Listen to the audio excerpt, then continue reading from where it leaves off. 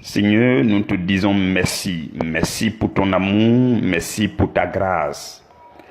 Seigneur, c'est par ta grâce que nous accédons à cette semaine nouvelle. Et c'est par ta grâce aussi que nous pouvons vivre à travers cette semaine. Et c'est encore par ta grâce que nous parviendrons à la fin de cette semaine. Merci pour ta grâce qui nous accompagne fidèlement. Nous te sommes reconnaissants. Merci Dieu de gloire, merci Dieu créateur de toutes choses, de l'univers, du ciel et de la terre, le Dieu d'Abraham, le Dieu d'Isaac, le Dieu de Jacob, le Dieu Père de notre Seigneur et Sauveur Jésus-Christ. Nous te bénissons, Seigneur, de ce que ton amour nous couvre. Merci pour tout ce que tu accomplis dans nos vies, pour tout ce que tu accomplis avec nous. Merci Seigneur pour ta présence continuelle. Merci Seigneur pour la communion de ton esprit. Merci Roi de gloire de ce que par ta puissance qui agit en nous, tu accomplis, tu réalises, tu fais infiniment au-delà de ce que nous pouvons penser et demander. Seigneur, à toi donc la gloire, à toi l'honneur, à toi la puissance, à toi l'élévation, à toi la souveraineté, à toi la majesté dans les siècles éternels et au nom de Jésus. Amen. Bien-aimés frères et sœurs, je vous salue dans le précieux nom du Seigneur Jésus, de l'endroit où chacun se trouve en suivant ce message divin. Recevez mes salutations. Que la grâce du Seigneur repose continuellement sur nous et que l'Esprit de Dieu soit avec chacun de nous pendant que nous sommes à ce rendez-vous de méditation. Aujourd'hui, nous commençons une nouvelle semaine d'enseignement et le thème que nous allons décortiquer tout au long de cette semaine, c'est comment un esprit d'amour rendra votre foi plus que vivante. On pourrait aussi dire comment, lorsque vous devenez un être d'amour, votre foi devient aussi une foi qui agit, qui produit et qui fonctionne. Vous comprenez? Donc c'est ce thème-là que nous allons décortiquer en cette semaine. Je rappelle que c'est la dernière semaine d'enseignement pour ce mois de juillet. Nous allons clôturer ce sujet, le sujet de ce mois qui est l'esprit d'amour. Et nous allons passer à un autre sujet pour le mois d'août. Un sujet qui sera encore plus puissant, plus bénissant, plus enrichissant. Alors, pour cette semaine, donc, le premier sous-thème, nous sommes le lundi 26, et le premier sous-thème que nous allons méditer, c'est la puissance de l'amour en faveur d'une foi qui produit l'exaucement. Si tu le veux bien, de l'endroit où tu te trouves, je voudrais que tu répètes en toi-même ou audiblement, que tu répètes ce sous-thème avec moi. La puissance de l'amour en faveur d'une foi qui produit l'exaucement. Une foi qui fait quoi? Qui produit l'exaucement. Lisons ensemble dans Malachie 3, versets 18 à 20. Malachie 3, 18 à 20. La Bible dit: et vous verrez de nouveau la différence entre le juste et le méchant, entre celui qui sait Dieu et celui qui ne le sait pas. Au verset 19, en fait, le verset 19, ça correspond au verset 1 du chapitre 4. Il y a des Bibles qui font Malachie en 4 chapitres, il y a des Bibles qui font Malachie en 3 chapitres. Donc le verset 19 correspond au chapitre 4, verset 1 dans d'autres Bibles. Car voici le jour vient, ardent comme une fournaise, tous les hautains et tous les méchants seront comme du chaume. Le jour qui vient les embrasera, dit l'Éternel des armées. Il ne leur laissera ni racine, ni rameau. Le verset 20 dit, mais pour vous qui craignez mon nom, se lèvera le soleil de la justice et la guérison sera sous ses ailes. Vous sortirez et vous sauterez comme les veaux d'une étable. Parole du Seigneur, nous rendons grâce à Dieu. Saint-Esprit, nous te recommandons cette atmosphère. Dispose pour toi l'atmosphère spirituelle de l'endroit où se trouve mon frère, ma sœur. Prends sous ton contrôle toutes choses maintenant durant ce temps de méditation. Transmets en nous, communique à nos cœurs et dans nos vies les bénédictions, les grâces venant de notre Seigneur Jésus-Christ. Saint-Esprit, parle au cœur de quelqu'un, transforme le cœur de quelqu'un, fait bouger quelque chose à l'intérieur de quelqu'un pour sa transformation et pour que sa destinée soit impactée à la gloire de Dieu au nom de Jésus. Amen. Mes frères, mes sœurs, le sous-thème dit la puissance de l'amour. Voyez-vous, l'amour est d'une puissance discrète. L'amour sincère, l'amour véritable est d'une puissance discrète. Et cette puissance-là, c'est en faveur de la foi. Lorsque vous voyez la foi de quelqu'un en train de produire, une foi qui produit sainement, qui fonctionne et qui conduit à l'exaucement, une foi exaucée, si vous regardez juste en bas, le fondement c'est l'amour. C'est l'amour qui donne puissance à la foi. Une foi qui fonctionne et qui produit. Une foi que Dieu honore. Vous comprenez, frères et sœurs? L'amour est d'une puissance extraordinaire. La puissance de l'amour fait que Dieu est attentionné. Dieu accorde une attention particulière à une prière de foi, à une attitude de foi. Vous comprenez? L'amour en est la puissance qui agit en bas, qui est le fondement. Mais bien aimés frères et sœurs, si vous voulez que votre foi rapporte, fonctionne proprement, correctement et sainement, le fondement, c'est l'amour. Voilà pourquoi Galates chapitre 5, verset 6 est tellement clair là-dessus. La Bible dit, en Jésus-Christ, ni la circoncision, ni l'incirconcision n'a de valeur. Mais ce qui a de la valeur, c'est la foi qui est agissante. La foi qui impacte sur la base de l'amour. Vous comprenez? C'est l'amour qui est le fondement. C'est l'amour qui donne, qui propulse la foi. Vous comprenez? Donc, le chrétien que vous êtes et que je suis doit comprendre que ce qui va faire en sorte que Dieu... D'ailleurs, c'est tout ce que nous allons voir cette semaine. Suivez très bien cette semaine, nous allons voir en quoi est-ce que votre amour, lorsque l'amour est très bien en place, comment est-ce que la foi devient vivante, comment est-ce que la foi devient... comment est-ce que ça devient aisé, comment est-ce que Dieu répond facilement et rapidement à votre prière de foi. Vous comprenez, suivons cette semaine et nous allons découvrir les profondeurs de ces choses-là. Et la Bible dit que lorsque quelqu'un marche dans la justice de Dieu, la faveur de Dieu, ce qu'on appelle la faveur divine, recouvre. Vous voyez, toute chose devient aisée, facile lorsque la faveur divine vous recouvre. Et la Bible dit dans Malachie 3, 18 que le monde verra, les gens autour de vous verront. C'est une parole prophétique.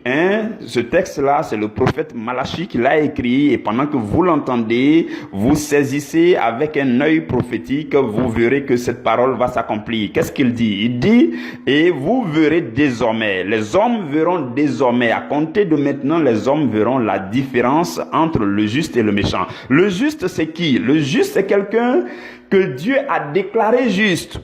Selon la nouvelle alliance, par le sang de Jésus, nous avons été justifiés. Le juste, c'est celui à qui Dieu a pardonné ses péchés passés par le sang de Jésus. Le juste est celui dont ses péchés ont été effacés par le sang de Jésus. Le juste est celui qui est en Jésus-Christ.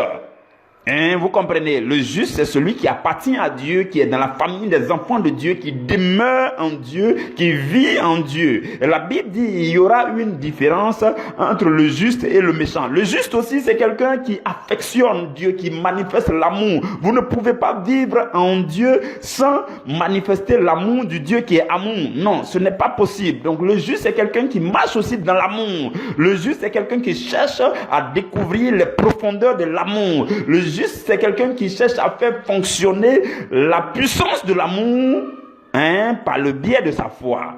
Vous comprenez? C'est ça aussi le juste. Et la Bible dit il y aura une différence entre le juste et le méchant. Entre celui qui sert Dieu. Vous ne pouvez pas servir Dieu sans l'aimer. Lorsque vous aimez Dieu, vous le servez comme il se doit. Les véritables serviteurs servent par amour. Vous pouvez peut-être servir Dieu sans l'aimer, mais lorsque vous l'aimez, votre service devient un service parfait et agréable. Vous comprenez? Donc, la Bible dit qu'il y aura une différence entre ceux qui servent Dieu. En d'autres termes, ceux qui servent Dieu par amour, ceux qui servent Dieu avec amour, ceux qui marchent dans l'amour de Dieu en servant le Seigneur, hein, ceux-là, il y aura une différence entre eux et ceux qui ne font pas le service de Dieu, ou du moins, qui ne font pas le service avec amour. Vous comprenez? Il y aura une différence entre ces personnes. Et maintenant, le prophète va annoncer un jour mauvais. Hein, il va annoncer le jour de la colère de Dieu. À partir du verset 19, il dit, voici le jour vient ardent comme une fournaise. Tous les hautains et tous les méchants seront comme du chaume. Le jour qui vient va les embraser, hein, ainsi de suite. Et ils ne leur laisseront pas, hein, de racines ni de rameaux. Maintenant, regardez ce que dit le verset 20. Le verset 20, en faveur de ceux-là qui marchent dans le Seigneur, en faveur de ceux-là qui sont justes, en faveur de ceux-là qui servent Dieu, en faveur de ceux-là qui aiment Dieu et qui aiment aussi les hommes, bien sûr. La Bible dit, mais pour vous qui craignez le nom de l'Éternel, se lèvera le soleil de la justice. C'est ça, hein? Mais pour vous qui craignez mon nom, se lèvera le soleil de la justice et la guérison. Vous comprenez, la guérison sera sous ses ailes. Vous sauterez comme les veaux d'une étable. Vous voyez cette image-là comme des gens victorieux qui sautent et qui sautent comme des veaux d'une étable. Ils sont libres, ils sont épanouis. Ils sont victorieux, ils dominent, ils triomphent. Pourquoi? Parce que ils sont à l'aise. Le Seigneur les exauce. Le Seigneur, ils s'épanouissent dans leur foi. Ils s'épanouissent dans leur vie chrétienne. C'est ce que tu deviens lorsque tu es déclaré juste devant Dieu. Tu es juste, tu marches dans la justice, dans l'amour du Seigneur. Tu sers Dieu avec amour jour et nuit. C'est comme ça que tu deviens. Tes prières sont exaucées. Ta foi devient puissante. En fait, on ne te voit pas en train de manifester, faire trop de bruit, mais l'exaucement devient aisé et facile et discret. Vous comprenez?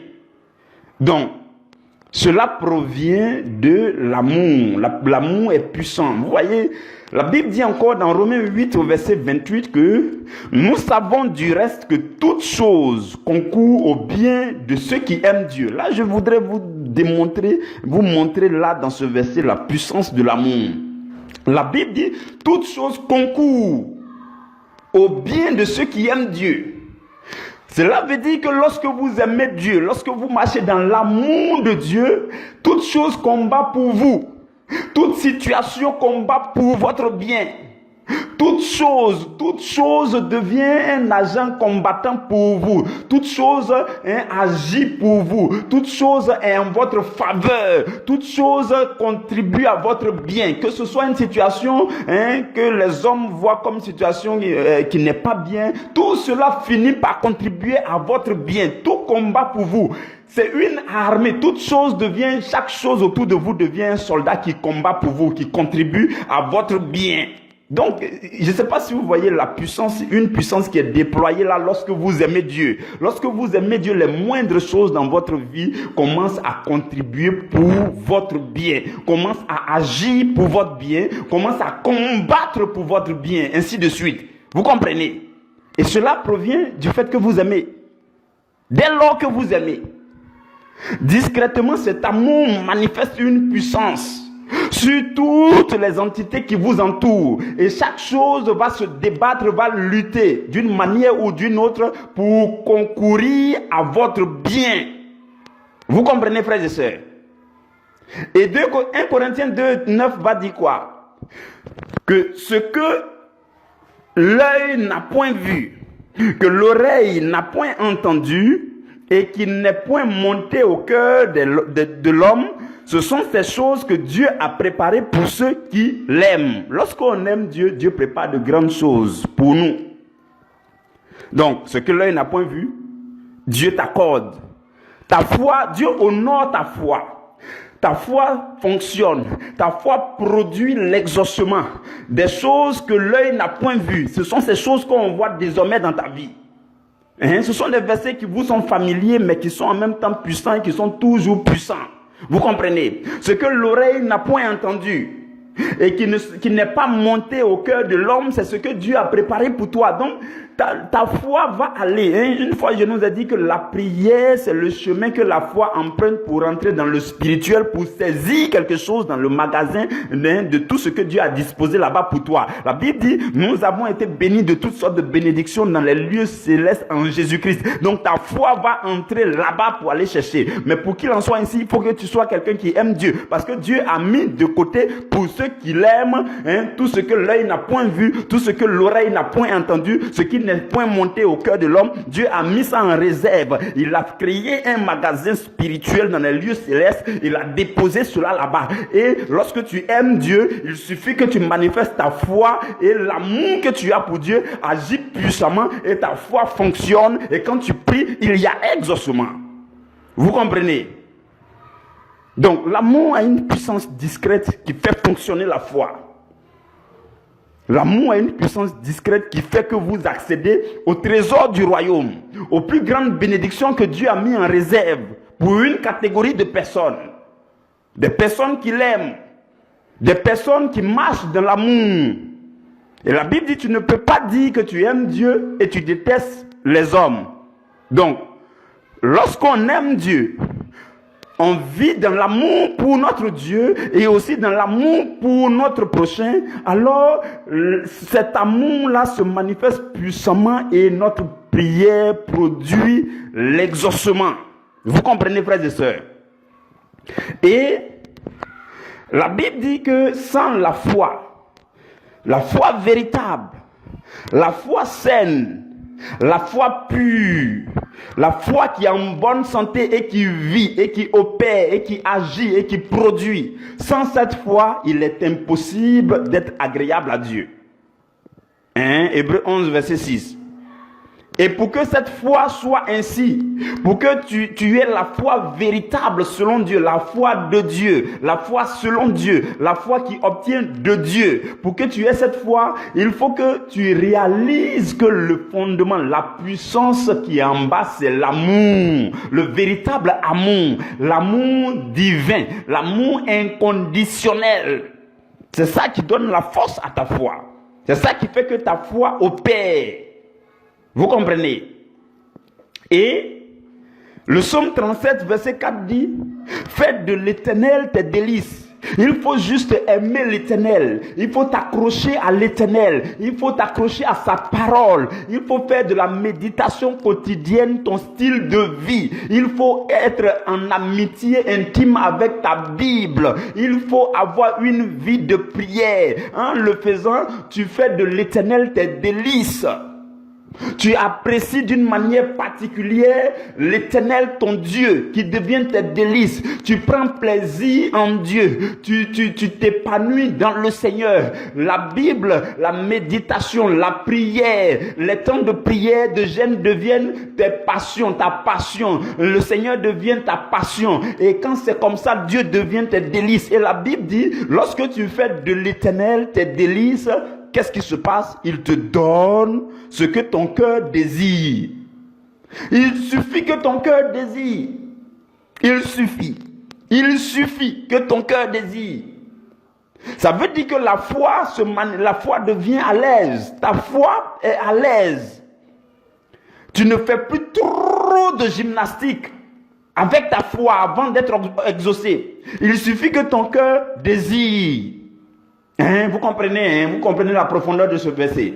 Lorsque l'Éternel devient tes délices, lorsque tu te plais dans la présence de Dieu, lorsque tu cultives l'habitude de la présence de Dieu, que tu aimes la présence de Dieu, que tu aimes la méditation de la parole de Dieu, que tu prends plaisir à cela, tu fais de l'Éternel tes délices.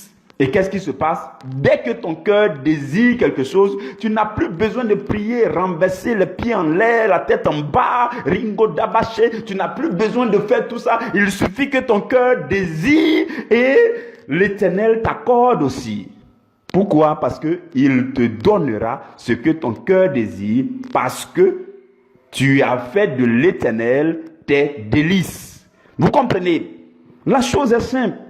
Donc, qu'est-ce que nous devons faire? C'est de nous contenter de faire de l'Éternel notre délice, notre créateur et notre époux. Et nous devons rester dans l'intimité de notre époux. Je ne vois pas de femme, d'épouse qui est toujours éloignée de son époux. Non, elle affectionne, elle admire, elle apprécie, elle prend plaisir, elle s'épanouit dans l'intimité de son époux. Ton créateur est aussi ton époux. Il est descendu sur la terre, il s'est livré lui-même sur le bois de la croix.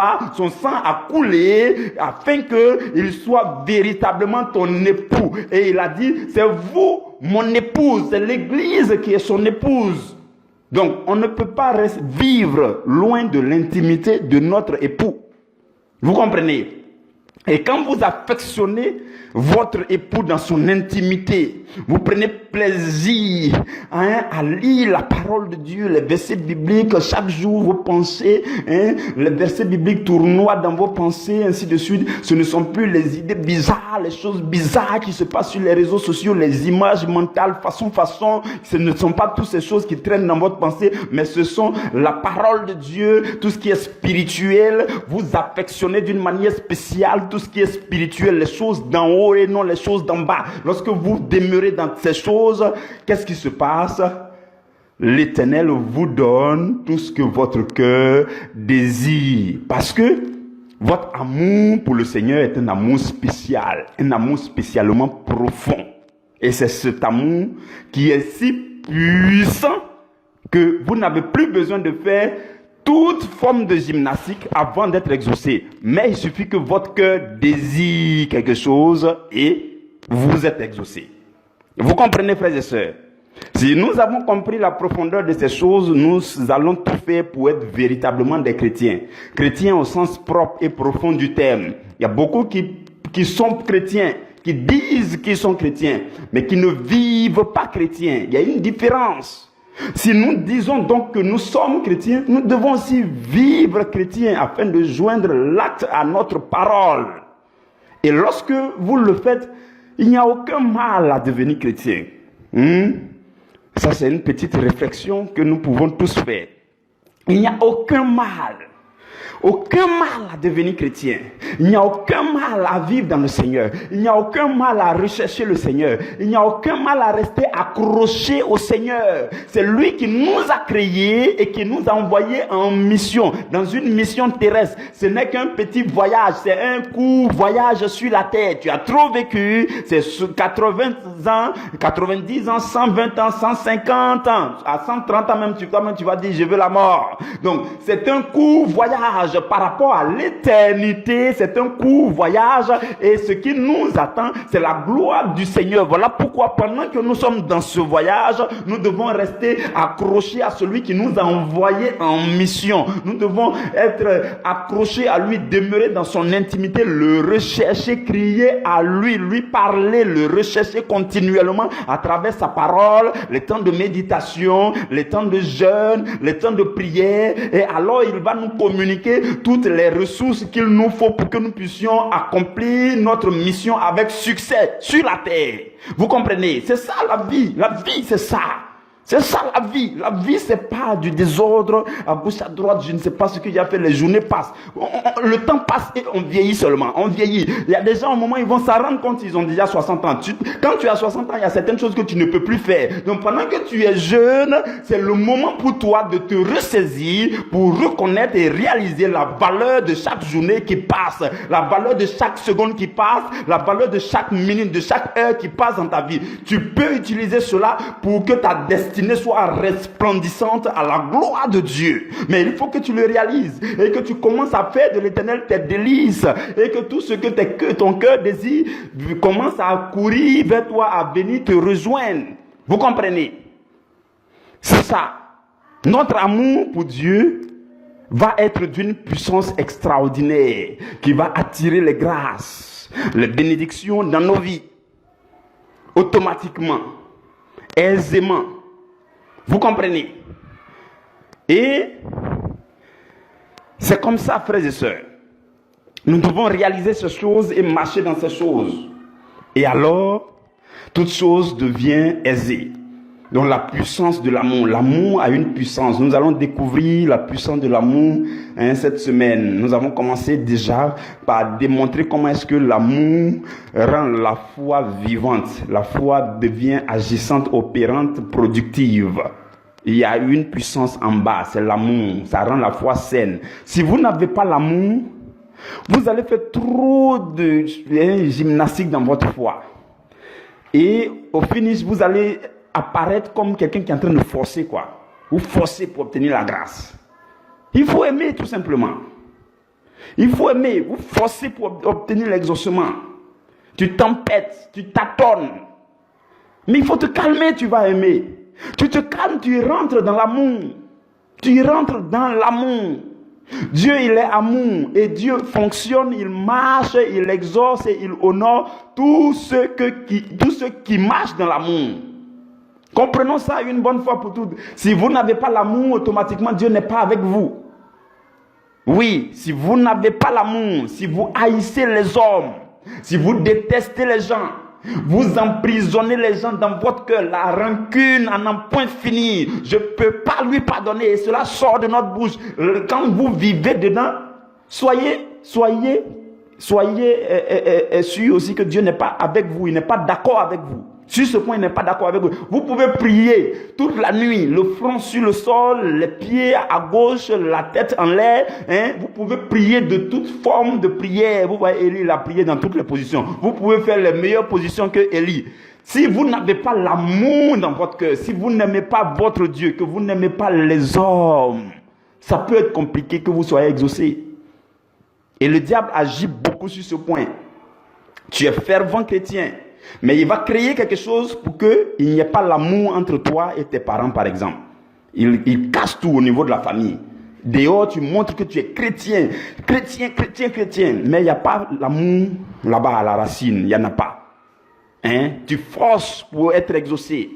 Il faut aller régler le côté de l'amour. Tu as emprisonné quelqu'un. La Bible dit clairement, Jésus dit quoi? Il dit, si vous ne pardonnez pas à vos frères, les hommes, votre Père Céleste ne vous pardonnera pas aussi. Ça veut dire quoi? Depuis que tu es né de nouveau, c'est clair, le sang de Jésus a effacé tous tes premiers péchés, tes anciens péchés, le sang de Jésus a effacé. Mais depuis que tu es né de nouveau, tu as déjà péché aussi. Pour que ces nouveaux péchés-là soient pardonnés, il faut que tu apprennes aussi à pardonner aux autres. Et dans la prière du Notre Père, on dit, Père, pardonne-nous nos offenses comme nous pardonnons aussi à ceux qui nous ont offensés. Cela veut dire qu'en âme et conscience, parce que Dieu doit me pardonner, parce que j'ai besoin du pardon de Dieu, moi aussi je dois apprendre à pardonner. Parce que je ne suis pas si spécial, je ne suis pas, si moi pécheur que je suis, Dieu me pardonne, il faut alors que j'apprenne à pardonner aux autres. Et quand je suis libre dans mon cœur et que le pardon règne, l'amour règne, cet amour-là va agir puissamment en faveur de votre foi et tout ce que vous demandez au Seigneur, les anges vont se précipiter pour venir vous l'accorder. Vous comprenez, frères et sœurs? Nous nous arrêtons là aujourd'hui et demain, mardi 27, notre sous-thème, ça sera « L'amour est la sève provenant de Dieu en vue de vivifier notre foi. C'est ce que nous allons voir demain. Que Dieu bénisse chacun de vous, que le sang de Jésus recouvre vos maisons, vos demeures, vos déplacements, vos environnements de vie, que l'Esprit du Seigneur demeure sur vous en cette semaine au nom de Jésus. Amen. Rendez-vous demain à la première heure.